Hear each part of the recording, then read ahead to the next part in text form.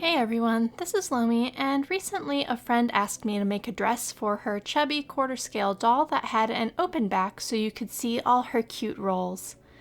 This pattern is now up on my site, and we'll get started with the skirt, finishing the sides and bottom edge with a zigzag stitch. If you prefer a rolled hem, you're welcome to do so, but to keep things simple for this dress, I'm just finishing the edge and then folding it over once to create the hem.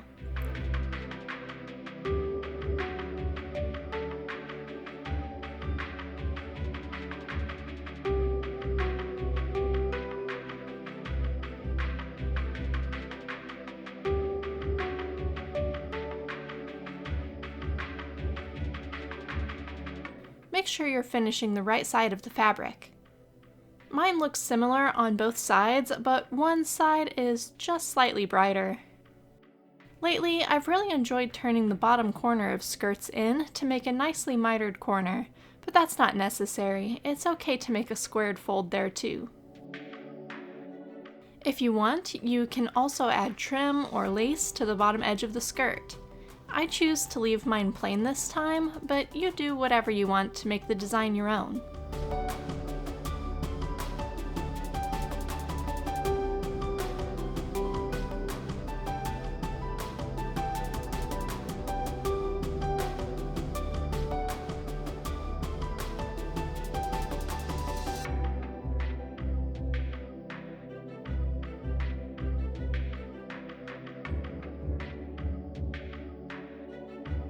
After the skirt is finished, I switch my machine to the longest straight stitch it can do and run a line of stitches along the top edge of the skirt. Be sure to leave long tails of thread on this because we'll be grabbing one of those tails and pulling on it to gather the top edge of the skirt.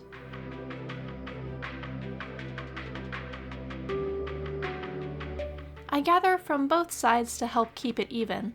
If you do that, make sure you're using the same thread to gather from either end. So if you use the bobbin thread, use it on both sides.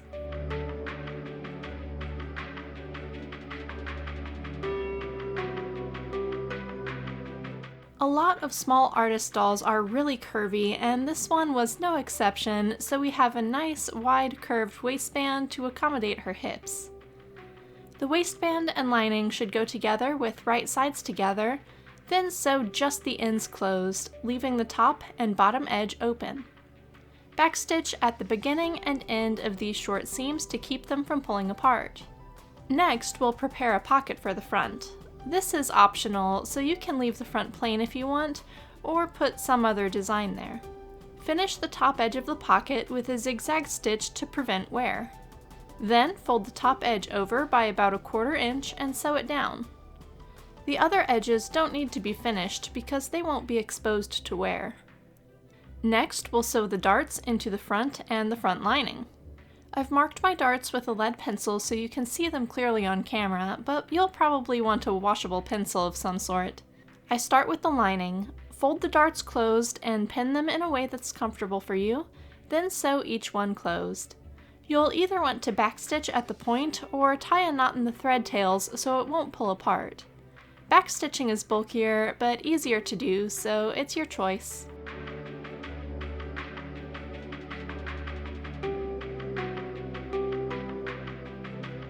Before I sew the darts into the front of the dress, I'm going to take a second to sew on the pocket.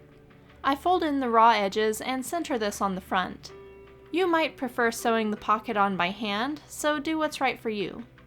Sewing this on first means there won't be any visible stitching inside, but if you're more comfortable adding the pocket later, you can still do it after the bodice of the dress is done. I just find it easiest to add it now when the front of the dress is still laying flat. I attach the pocket by sewing along the very edge, backstitching at the top edge to ensure the pocket can't be pulled off easily.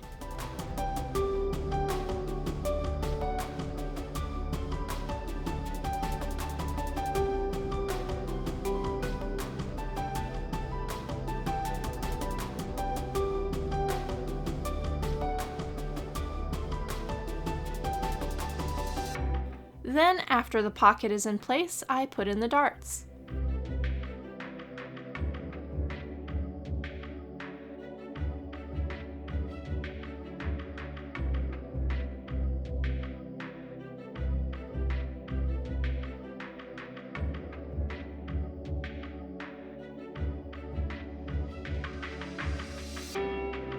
Once both the front and the lining are done, put them together with the right sides together. Pin the edges in place, and then we'll sew the bodice together.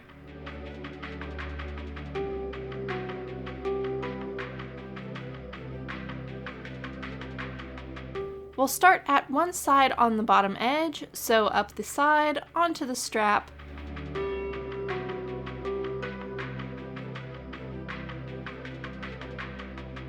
turn to sew across the top of the strap, turn to sew down the other side of the strap, and around the neckline onto the other side.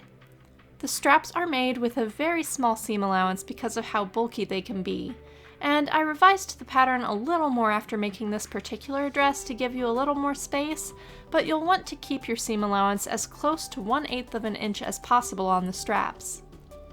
Some machines won't like working with such a tiny margin, so you might find that steering your pieces with a bamboo skewer or a pair of tweezers helps prevent the machine from eating the fabric. Or, for an extra layer of protection, try sewing over a piece of tearaway stabilizer, or even just a piece of paper that can be torn off the back of the project when you're done. After the bodice is sewn, you'll want to clip the corners of the straps so they can be turned right side out and lay smoothly, without bulk. Then clip into the curve of the neckline, lots of little snips close together, so that the neck will lay flat when it's turned right side out. Now we can turn things right side out. A pair of tweezers or a small stick will really help with turning the straps.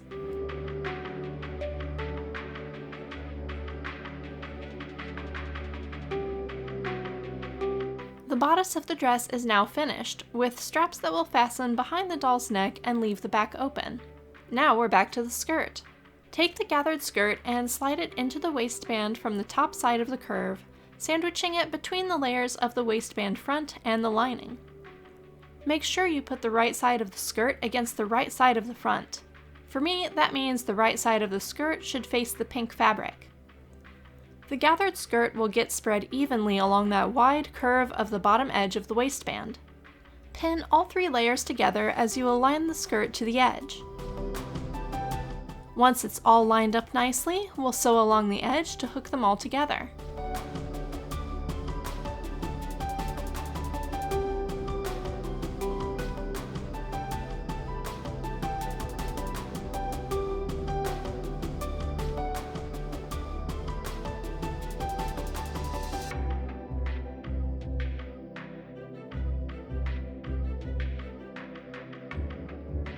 Now, when we flip the waistband up, we'll have an open top edge and a nicely connected skirt. Fold the skirt in half to find the center point of the waistband and mark it with a pin. You'll want to align the center of the bodice right there. Put the bodice against the waistband with right sides together. We're going to fold back the lining of the waistband and sew right along the edge of this to hold the bodice in place for the next step. I do this by machine, but you might prefer using basting stitches done by hand.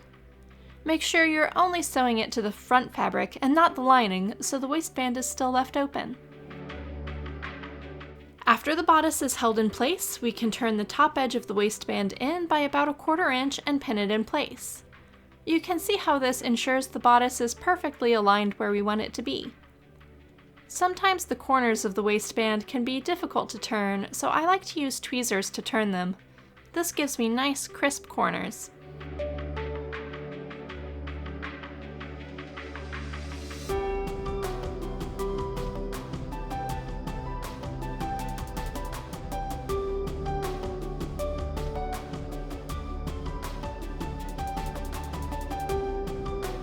Once the waistband is fully turned, top stitch along the top edge, back stitching at the beginning and end.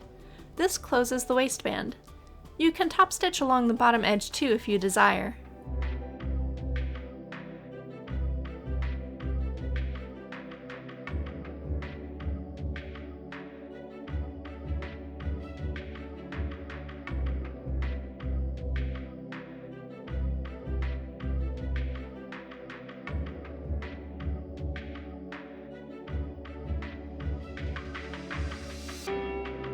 The last step in construction is to fold the dress so the back opening of the skirt lays with right sides together. Start at the bottom of the skirt, back stitching at the edge, Then sew about 2/3 of the way up the skirt and turn 90 degrees to sew off the back edge. Backstitch there, and the construction of the dress is now complete. You can now add snaps or fasteners to the neck straps and back closure to fit this dress to your particular doll. Every curvy style doll is a little different, so try on the dress to see where your snaps need to be placed for the best fit. Lastly, if you notice any of your gathering thread visible under the waistband, this is an easy fix. Just snag the thread with a pin and lift it until the end pulls free. Once you have a loose thread, grab and pull, and the gathering thread will slide right out. This dress is now ready for another friend, so off it goes to a new home. And that's all for today though. Thanks for watching. Bye.